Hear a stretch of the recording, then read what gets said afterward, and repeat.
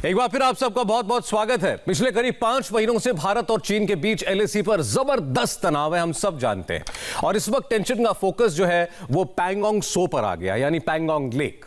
चीन हर हाल में पैंगोंग झील के इलाके में अपना दबदबा बरकरार रखना चाहता है, लेकिन भारतीय फौज की स्ट्रेटेजिक पोजीशंस लगातार डोमिनेटिंग होती जा रही हैं। हमारे संवाददाता पैंगोंग लेक के सबसे करीब पहुंचे। देखिए, लद्दाख में 17,000 फीट से भी ज्यादा ऊंची लोकेशन से अमित पालित की एक एक्सक्लूसिव रिपोर्ट। करीब 19 हफ्ते से लद्दाख में भारत चीन बॉर्डर पर तनाव बरकरार है और ऐसे में इंडिया टीवी की लगातार कोशिश ये रही है कि वो अपने दर्शकों को ग्राउंड जीरो से हकीकत बताए। ये कोशिश हमने भी की, क्योंकि लगातार एक नाम आपके जहन में आ रहा होगा और आप लगातार सुन भी रहे होंगे और जहन में बस गया होगा, वो है पैंगोंग लेक। देखिए, excited to see Pangong lake? Yes, हम भी बहुत एक्साइटेड है कि हम पैंगोंग लेक को देखें, क्योंकि पैंगोंग लेक के इलाके में ही इस वक्त जबरदस्त टेंशन है, लेकिन वहां पर जाने की इजाजत नहीं है। लेकिन इंडिया टीवी की कोशिश ये है कि हम वहां तक जाने की कोशिश कर रहे हैं। ले से हम निकल आए हैं, काफी दूर तक हम पहुंच चुके हैं और हम आगे कोशिश करेंगे कि आपको एलएसी के करीब से करीब ले जाएं, ताकि आप ये समझ पाए कि आखिरकार वहां पर किस तरह के हालात हैं, वहां पर लोग किस तरह से रह रहे हैं, वहां के जो स्थानीय लोग हैं वो क्या सोचते हैं। फिलहाल आपको बता दें कि जो सड़क आप मेरे पीछे देख रहे हैं, ये सड़क यहीं से आते हुए आगे ऊपर तक जा रही है। देख रहे हैं आपको वहां पर जो सड़क नजर आ रही है, यही वो सड़क है जिसके जरिए हमारी सेना अपने साजो सामान, हमारे टैंक्स, तमाम जो चीज़ें हैं, इसी रोड के जरिए आगे पैंगोंग लेक तक पहुंचती है। हम भी इसी सड़क की ओर अभी निकलने जा रहे हैं और हम कोशिश करेंगे कि हम कितना करीब जा सकते हैं, क्योंकि कई महीने से कई लोगों ने कोशिश की वहां तक जाने की, लेकिन आपको बता दें कि ले से बाहर जाने की इजाज़त नहीं मिल पाती है, उससे आगे ही कोई नहीं जा पाता है। लेकिन हम ले से आज बहुत दूर निकल आए हैं और हम पैंगोंग लेक के बहुत करीब पहुँचने की कोशिश कर रहे हैं। कितना करीब हम पहुँच सकते हैं और पैंगोंग लेक हम कब तक पहुंच सकते हैं, ये आपको देकर देखना है, तो आप मेरे साथ चलिए।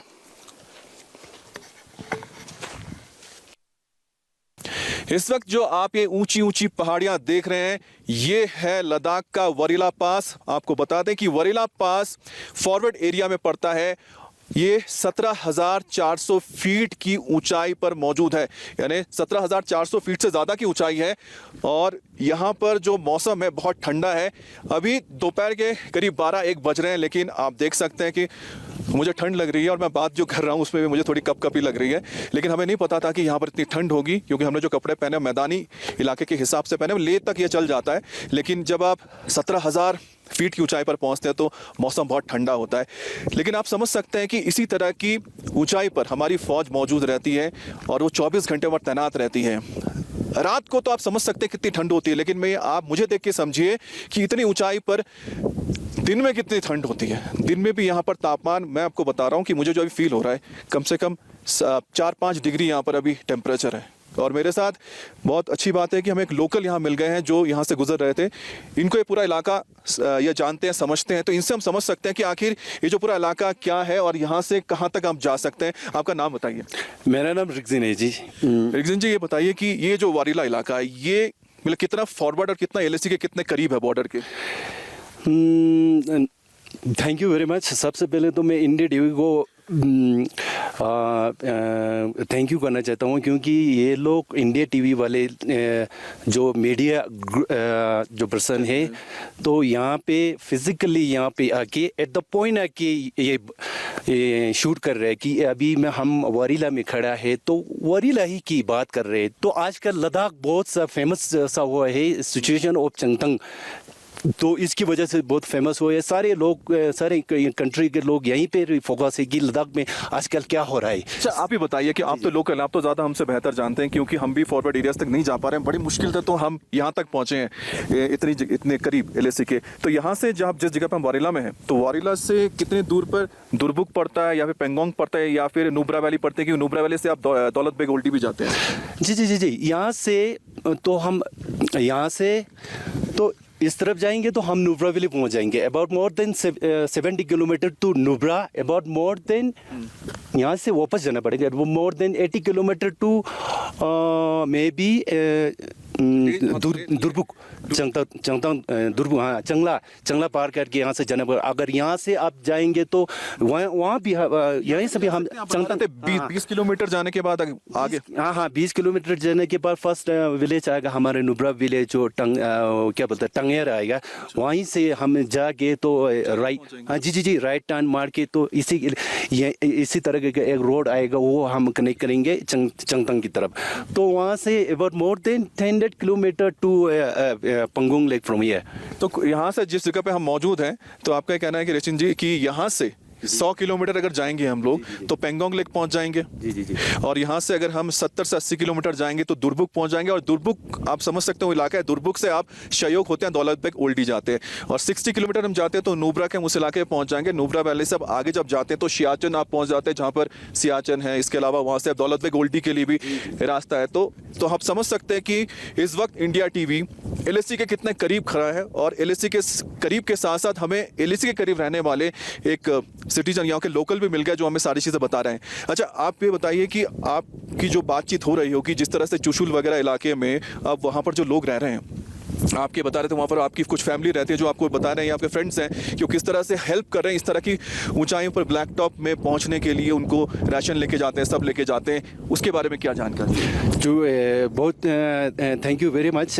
तो ये सवाल करने के लिए तो मैं सारे दुनिया के सामने ये रखना चाहता हूँ कि आजकल हमारे ये लद्दाख रीजन में किस तरह का सिचुएशन चल रहा है, तो लद्दाख वासी उस पर क्या अप्रिशिएट कर रहा है।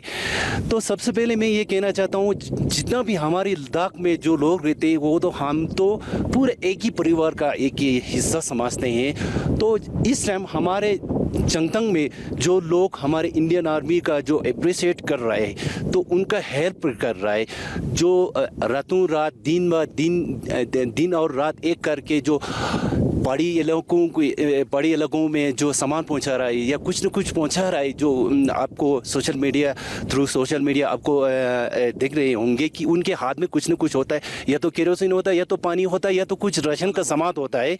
तो वो लोग कैरी करके जहाँ तक ज़रूरत पड़ता है वो उनको कैरी करके ले जाता है। तो इंडियन आर्मी को हेल्प करके उनका अप्रिशिएट करके तो ले जाते हैं।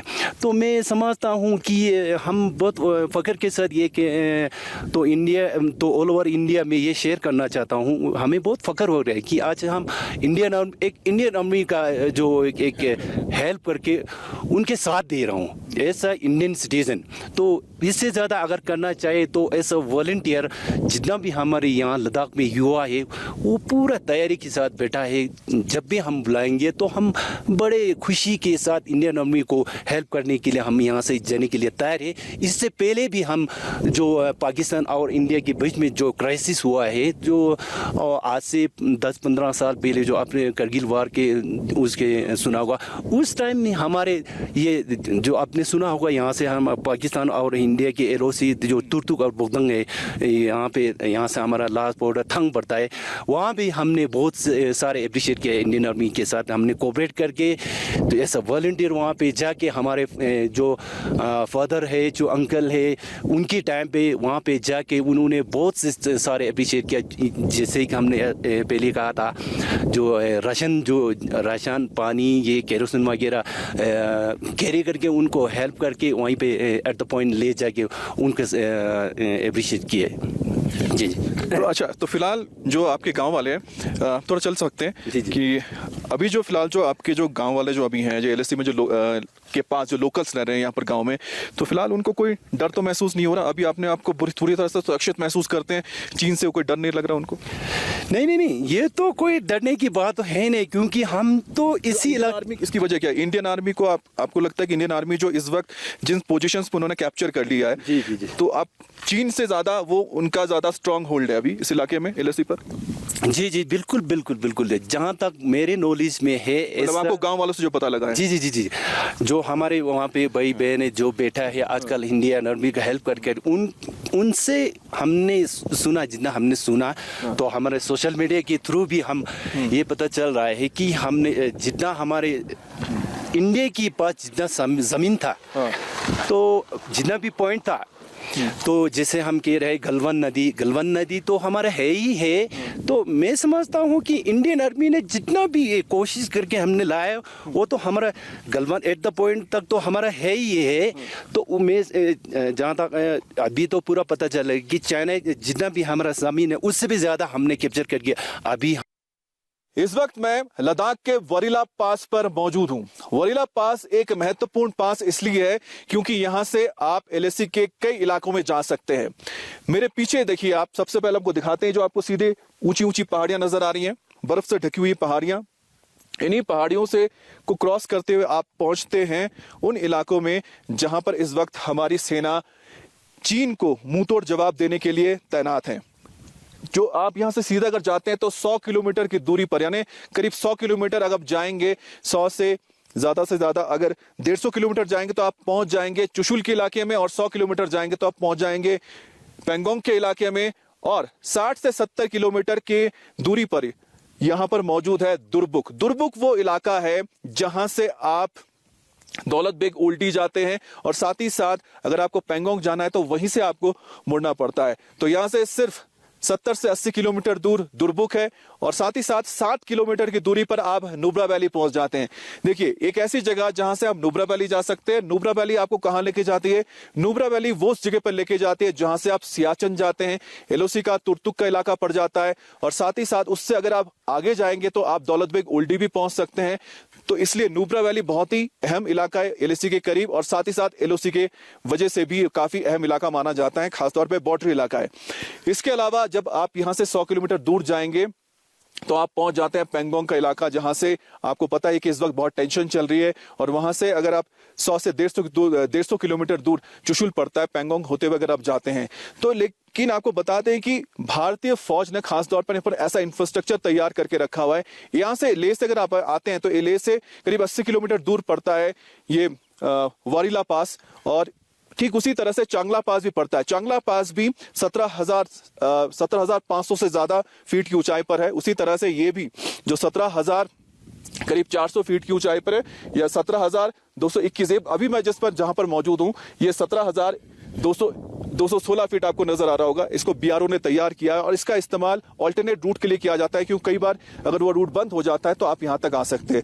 लेकिन यहां पर आने से आप समझ सकते हैं कि आखिरकार जो हमारी फौज है वो कितनी मुश्किल हालात से अपने साजो सामान को लेके जाना पड़ता है। हालांकि देखिए, यहाँ पर बर्फ की वजह से थोड़ा सा यहाँ पर ब्लैक टॉपिंग हट गई है, लेकिन आपको आगे हम दिखाएंगे कि किस तरह से यहाँ पर इस रोड को भी अच्छी तरह से ब्लैक टॉपिंग करके रखी गई है, जिससे कि बड़े बड़े ट्रक्स यहाँ से जा सके। और आप देखिए यहाँ पर जो अभी भी इतनी बर्फ आपको नजर आ रही होगी, इसकी ऊंचाई पर आपको देखिए ऊपर बर्फ नजर आ रही होगी, और यहाँ पर मौसम आपको बताते हैं तो आप समझ पाएंगे कि आखिरकार। तो चलिए मेरे साथ जरा इसको आपको और करीब से इस इलाके को दिखाते हैं। वारीला पास से आप समझ पाएंगे कि इस वक्त जो हमारी फौज है वो 17,000 फीट से लेकर 18,000 फीट तक की ऊंचाई पर मौजूद है, और वहां पर मौसम कितना मुश्किल भरा होता है। और यहाँ पर 24 घंटे निगरानी करना आसान नहीं होता, क्योंकि जब सर के ऊपर धूप चमक रही है उस वक्त भी यहाँ पर टेम्परेचर आपको बता दें 4-5 डिग्री महसूस हो रही है। मैं बहुत ठंड महसूस कर रहा हूँ, इसलिए मैं जब आपको बोल रहा हूँ तो आपको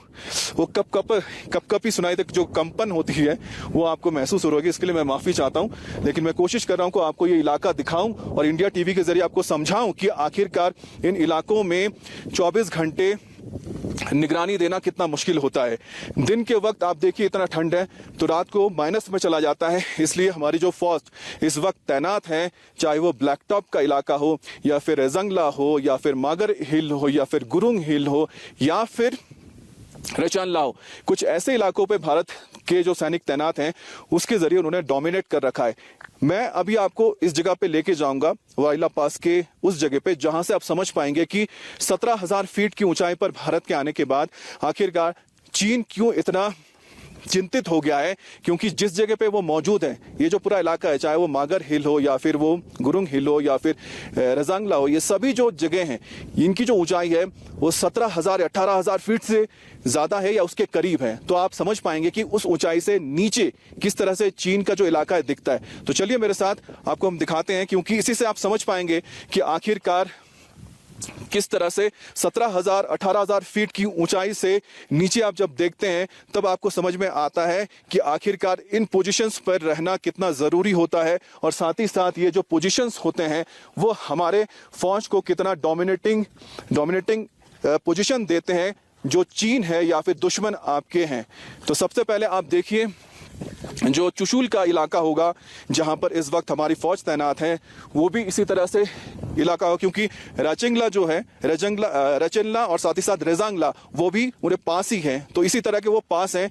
तो अभी आप जो देख रहे हैं, क्योंकि ये तो हम वारीला पास में, वारीला के तरह वो भी 17,000 18,000 फीट की ऊंचाई पर है, और इसी तरह से वहां पर पासेस पर जो आपको ये टॉप नजर आ रहे हैं, आप देखिए इसी तरह के टॉप्स पर हमारी जो फोर्सेस है इस वक्त मौजूद है, और वो नजर बनाए हुए हैं चीन पर। आपको जब हम ये बताएंगे और दिखाएंगे कि किस तरह से ऊंचाई से नीचे नजर रखी जा रही है, तब आप समझ पाएंगे कि आखिर चीन की हालत इतनी क्यों खराब हो गई है, और चीन क्यों चाहता है कि भारत उन इलाकों से नीचे आ जाए, क्योंकि अब जिस ऊंचाई पर भारत मौजूद है वहां से चीन का एक एक सैनिक, उनके एक एक वेपन्स को हम बिल्कुल आसानी से देख सकते हैं, उन पर नजर रख सकते हैं, और चीन को हम ये बता सकते हैं कि भाई अगर तुमने कुछ भी गलत किया तो हम जिस ऊंचाई पर हैं वहां से अगर हम कंकड़ भी फेंकेंगे तो वो तुम्हें गोली जैसी लगेगी। तो चलिए मेरे साथ। इस वक्त मैं लेह से करीब 80 किलोमीटर दूर एलएसी के बेहद करीब हूं। यहां से एलएसी सिर्फ 100 किलोमीटर की दूरी पर है। इस तरफ लेह और इस तरफ वो इलाका जो आपको एलएसी की तरफ लेके जाता है, और जिस जगह पर मैं मौजूद हूं इसकी ऊंचाई आपको पहले बता दूं, ये करीब 17,000 से ज्यादा फीट की ऊंचाई पर है। करीब 17,500 फीट की ऊंचाई पर हम मौजूद है, और इसे कहा जाता है वरीला पास। वरीला पास एक बहुत ही अहम पास है, और ऑल्टरनेट रूट की तरह यानी विकल्प के तौर पर इसका इस्तेमाल फौज भी करती है और साथ ही साथ यहाँ के लोग भी करते हैं, क्योंकि यहाँ से सीधा आप जब जाते हैं तो महज 80 किलोमीटर 70-80 किलोमीटर जैसे आप पार करते तो आप पहुंचते हैं दुर्बुक, और उससे आगे जब आप निकल जाते हैं तो आप पेंगोंग के इलाके में पहुंच जाते हैं। पेंगोंग जहां पर इस वक्त टेंशन है, और उससे अगर 150 यानी यहां से वारीला से 150 किलोमीटर आप जाएंगे तो आप चुशुल के इलाके में पहुंच जाते हैं, पेंगोंग के इलाके में पहुंच जाते हैं। तो आप समझ सकते हैं कि इस इलाके में आना कितना मुश्किल। और साथ ही साथ आपको बता दें कि जब से स्टैंड ऑफ शुरू हुआ एलएसी पर, इस इलाके में वारीला पास तक भी कोई नहीं आ पाया है, लेकिन हमने कोशिश की है यहां पर आने की और ये बताने की आपको कि जिससे आप समझ पाएं जिन इलाकों में इस वक्त हमारी सेना मौजूद है आखिरकार वो दिखता कैसा है, क्योंकि एलएसी तक जाने की इजाजत नहीं है, नहीं जाने को मिल रहा है। चुशुल के इलाके में जहां पर भारतीय सेना ने हाल ही में 29 और 30 अगस्त से लेकर 31 तारीख तक उन्होंने जिस तरह से डोमिनेट किया है उस इलाके को, जिस तरह से उन्होंने पूरे के पूरे खेल को पलट दिया है, वो इलाका कैसा दिखता है और क्यों चीन इतनी चिंता में है इस वक्त, उसकी वजह आपको बताएंगे। क्योंकि जो भौगोलिक स्थिति है, चाहे वो रेजिंगला हो या फिर रचिनला हो, क्योंकि वो भी पासेज हैं उस इलाके के, वो भी इसी तरह के साथ पासेज हैं, तो वैसे इलाके में आखिरकार भौगोलिक स्थिति कैसी है जिसकी वजह से इस वक्त भारतीय सेना डोमिनेट कर रही है इस इलाके को। तो आपको हम समझाते, ये वरीला पास है। वरीला पास भी 17,000 फीट से ज्यादा की ऊंचाई पर है। रेजिंगला हो या फिर रचिनला, दो पासेस जो हैं इस वक्त चुशुल के इलाके में, वो भी इसी तरह के पासेस है जो 18,000 फीट तक की ऊंचाई पर वो मौजूद है। तो सबसे पहले आपको एक पहाड़ियां देखिए, ये जो आप पहाड़ी दिख रही है ये पास है, यानी कि जहां से आप जा सकते हैं, और पास के दोनों तरफ ऊंची ऊंची पहाड़ियां हैं जो इस वक्त आप देख रहे हैं। यहां पर आप समझ सकते हैं टेम्परेचर कितना कम रहता है कि दिन के वक्त भी वहां पर आपको बर्फ नजर आ रही होगी। तो वैसे ऊंचाई पर हमारे सैनिक मौजूद हैं, और ठीक उसी तरह से दूसरी तरफ भी आपको पहाड़ी दिखाएं तो दूसरी तरफ भी हमारे सैनिक ऊंची ऊंची जो चोटियां हैं वहां पर आपको जो नजर आ रही है उन पहाड़ियों पर मौजूद है।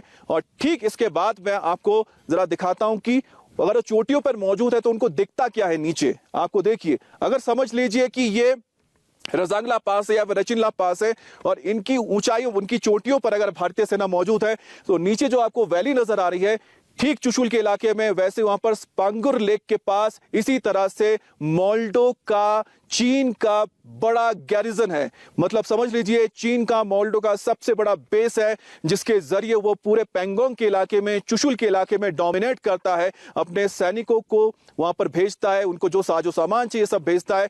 तो भारतीय सेना ने क्या किया कि इसी तरह के ऊंचाइयों से वो अब नजर रख रहे हैं चीन के मोल्डो गैरिजन पर, और चीन के जो वहां पर पोस्ट हैं या फिर उनके वहां पर जो बेसेस हैं वहां पर वो नजर बनाए हुए हैं।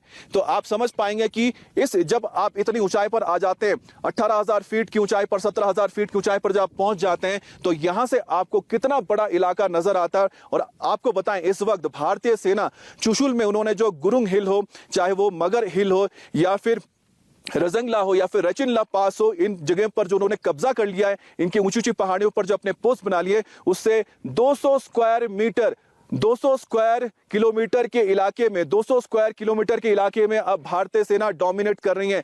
200 स्क्वायर किलोमीटर की एरिया को आप समझ सकते हैं कितना बड़ा इलाका है।